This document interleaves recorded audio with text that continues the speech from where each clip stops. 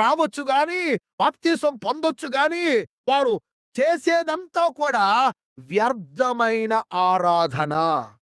ఇప్పుడు చెప్పండి. మీరు వ్యర్థంగా ఆరాధన చేస్తున్నారా? అర్థవంతంగా ఆరాధన చేస్తున్నారు? సబ్జెక్ట్‌కి చెప్పాలి. మీరు వ్యర్థంగా ఆరాధన చేసే భక్తులా? అర్థవంతమైన ఆరాధన చేసేవారా?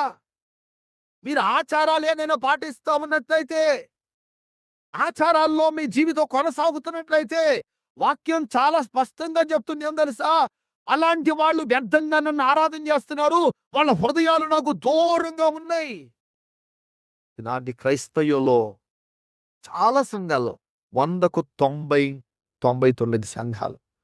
ఆచారాలు లేని సంఘాలు లేవు. సేవకులు కూడా రాజీ పడిపోయి ఏం చేస్తున్నారు? సంఘంలో విశ్వాసం ఉండరేమోనని ఆచారాలకు ఏం చేస్తున్నారు? రాజీ పడిపోతున్నారు.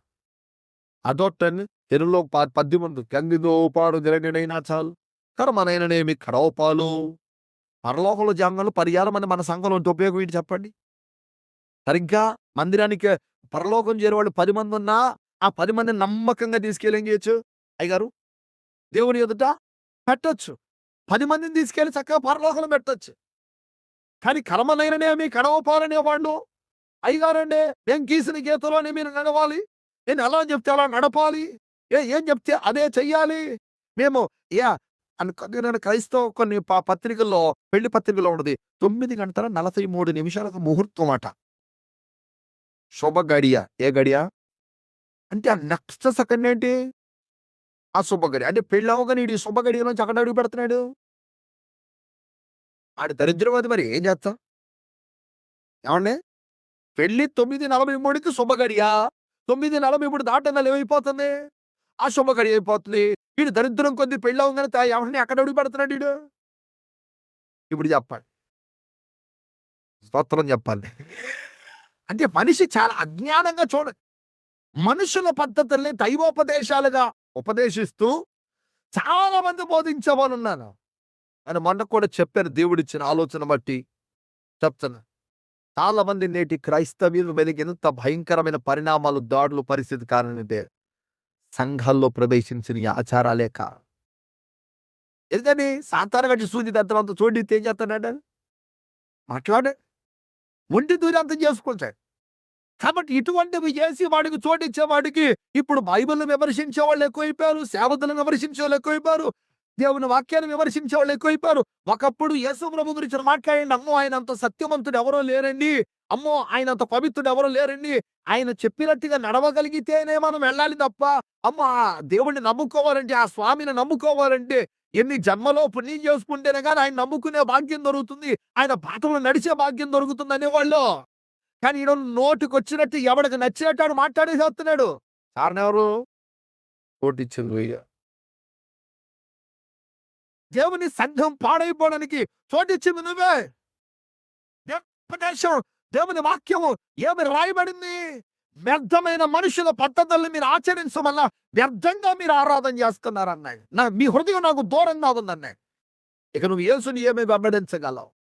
యేసయ్యను వెంబడించగలగాలి అంటే గనక ఈ జీవితంలో ఖచ్చితంగా ఆచారాలు విడిచిపెట్టాల్సిందే. స్తోత్రం చెప్పండి. ఇక మంచి రోజులు చెడ్డ రోజులు దేవుడు ఏమని చెప్పాడు బైబిల్లో? ఆదికాండం 1వ అధ్యాయంలో అన్నాడు దేవుడు చేసినంతయు మంచిగా ఉండెను, మంచిగా ఉండెను, మంచిగా ఉండెను అంటే దేవుడు మంచిది అన్నాడు చెడ్డోడు. దేవుడు మంచిగా ఉన్న దాన్ని చెడ్డది అనేవాడెవడో? నువ్వు వాడి చెడ్డోడు మాట నమ్ముతావు కానీ దేవుడు మంచిది అని చెప్పి దేవుని మాట నమ్మట్లేదు నువ్వు. దేవుడు చెప్పాడు ఆయన కలుగు చేసిన సమస్తము చూడగా మంచిగా ఉండెను. స్తోత్రం చెప్దాం. చెప్పండి హల్లెలూయా. హల్లెలూయా. కాబట్టి వాక్యం చాలా స్పష్టంగా తెలియజేసేది ఏంటంటే యేసయ్యను వెంబడించాలి అంటే ఆయన ఆచారాలు పాటించే ఏ వ్యక్తి యేసుని వెంబడించలేడు.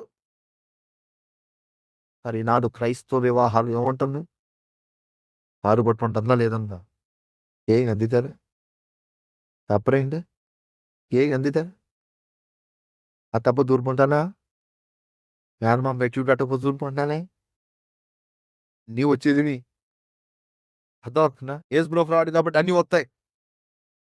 అలాంటి చోట యేసయ్య ఉండడు గనక, యేసు లేని చోట గనక అన్ని ఉంటాయి.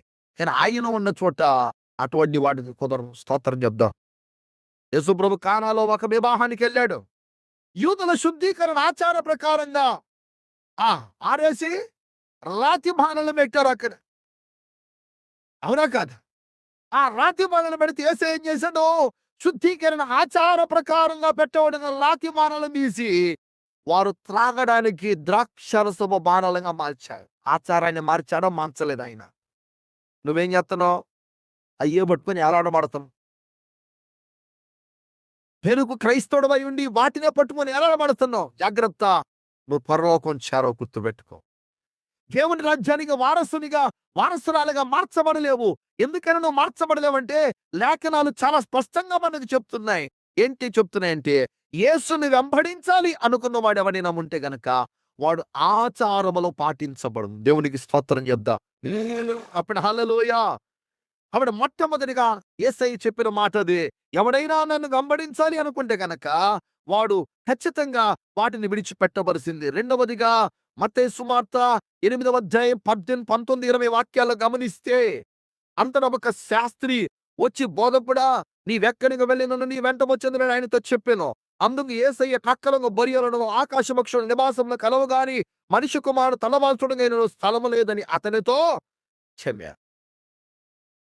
ఇక ఏమన్నా వెంబడిస్తాడా?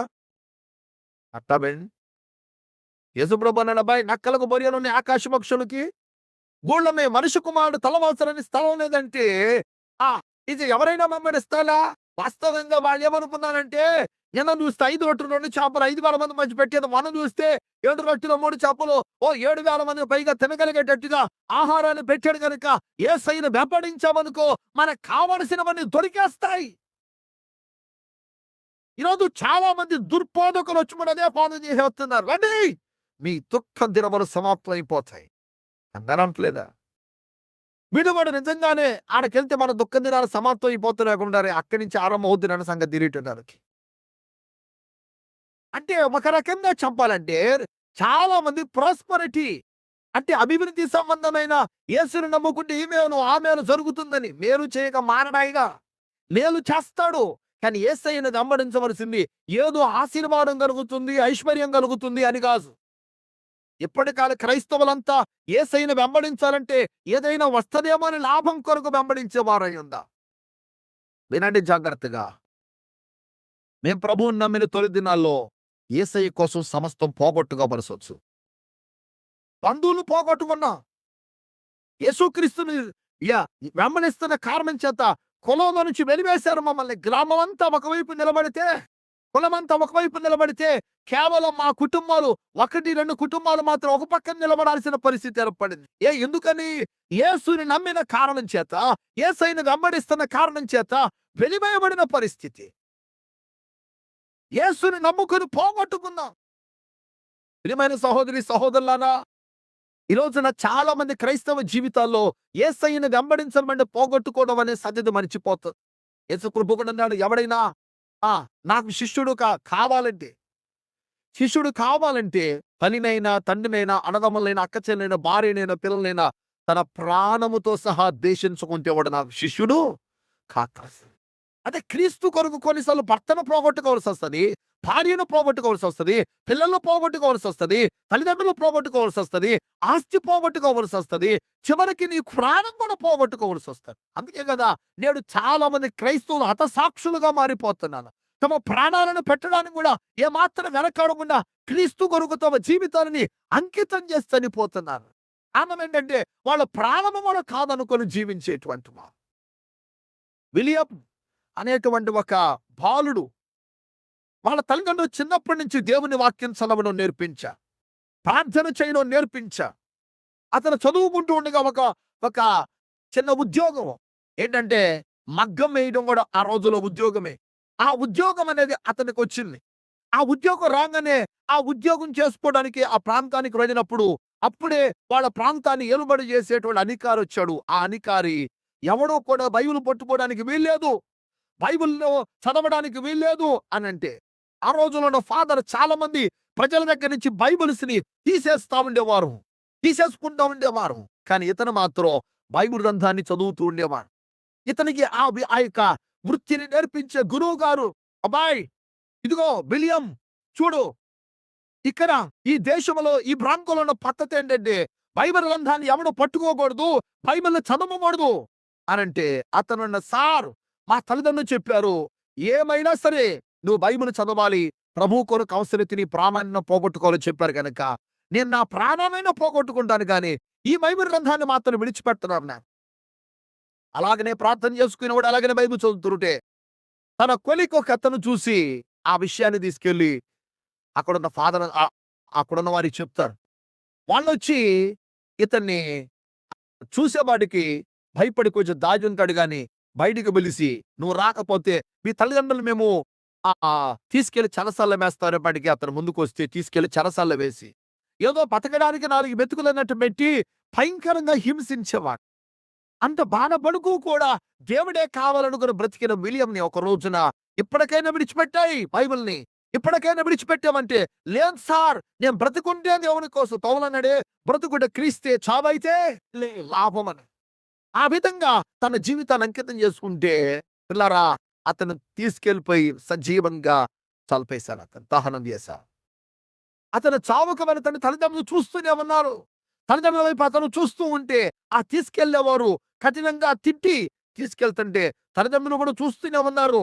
వారు అనుకున్నారు, అయ్యో నా బిడ్డ చనిపోతున్నాడు బాధపడలా, నా బిడ్డ క్రీస్తు కొరకు అతసాక్షిగా మారుతున్నాడు, దేవునికి స్తోత్ర. నా బిడ్డ క్రీస్తు కొరకు అతసాక్షిగా మారుతున్నాడని తమ జీవితాలు తన బిడ్డను కూడా దేవుని కొరకు అతసాక్షిగా మారిపోవడానికి కన్న బిడ్డ కళ్ళ ముందు దహించబడుతున్న క్రీస్తును విడిచిపెట్టడానికి వినుతీయను బక్క. రాత్రి నీ నిర్ణయం ఏంటి?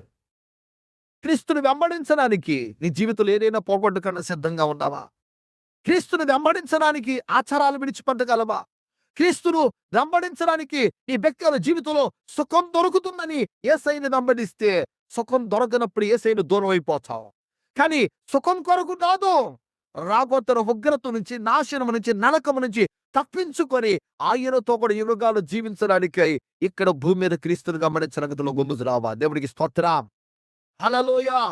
ఐగురు వందలో మనం గమనిస్తే మీరు తర్వాత చదువుకోండి, ప్రకటన 7:14 చదువుకుంటే గొర్రె బల్లి ఎక్కడికి వెళుతుందో అక్కడికి ఆయన వెంబడిస్తూ ఆ యొక్క అనేక మంది వెళుతున్నారట.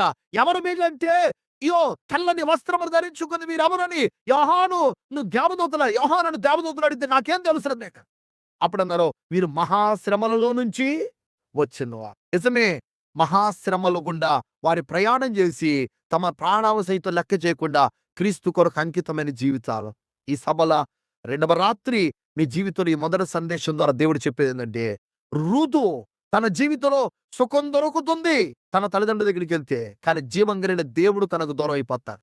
కాబట్టి జీవం కలిగిన దేవుడు కావాలనే ఉద్దేశంతో తన సుఖాన్ని కూడా పక్కన పెట్టి, తన సౌఖ్యాన్ని కూడా పక్కన పెట్టి, తన అత్తతో పాటు గంజి తాగడానికైనా ఆ పూరి ప్రాంతంలో ఆ యొక్క మారుమూల ప్రాంతమైన బెత్లెహేములో జీవించడానికి సిద్ధపడి వచ్చింది. కారణం ఏంటి తెలుసా? అన్ని పోయినా ఏమీ లేకపోయినా యేసు తనకు కావాలని తన ఉద్దేశం. దేవునికి స్తోత్ర. ఈ రాత్రి యేసుని వెంబడించడానికి నువ్వు దేనినైనా విడిచిపెట్టడానికి, ఆచారాలు విడిచిపెట్టడానికి సిద్ధంగా ఉన్నావా? ఆ యేసుని వెంబడించడానికే నీ వ్యక్తిగత జీవితంలో దేనినైనా కాబోనుకొని బ్రతకడానికి సిద్ధంగా ఉన్నావా? ఆ యేసుని వెంబడించడం కొరకే నీ వ్యక్తిగత జీవితంలో ఎలాంటి ప్రతికూల పరిస్థితి అయినా ధైర్యంగా యేసుని వెంబడించడానికి సిద్ధపడగలక. దేవుడికి స్తోత్రం చెప్దాం. కాబట్టి రాత్రి సుఖం దొరుకుతుంది అనుకుంటే జాగ్రత్త, భూమి మీద బహుగా సుఖపట్టేవి ఎవడు కనవద్దు, పాతాల ముందు నీకు యాత్రను అందించాను. కానీ ఈ రాత్రి నీ జీవితంలో గమనించాల్సినదే, నువ్వు సుఖం వైపు కాదు, కష్టమైన నష్టమైన నిజమైన దేవుడు యేసుక్రీస్తుని అడిగిన తర్వాత ఆయన కనుక నీ ప్రాణం పెట్టడానికైనా గనకంజమైన మనకు జీవించగలిగితేనే, అవసరమైతే చనిపోవచ్చేమో గాని యువీగాలు ప్రభుతో కూడా జీవించగలుగుతావు. గొర్రె పిల్లని వెంబడించే భాగ్యాన్ని ప్రకటనలో రాయబడినట్టుగా అనుభవించగలుగుతావు. అట్టి కృప దేవుడు సమృద్ధిగా మనకు అనుగ్రహించి నడిపించును గాక.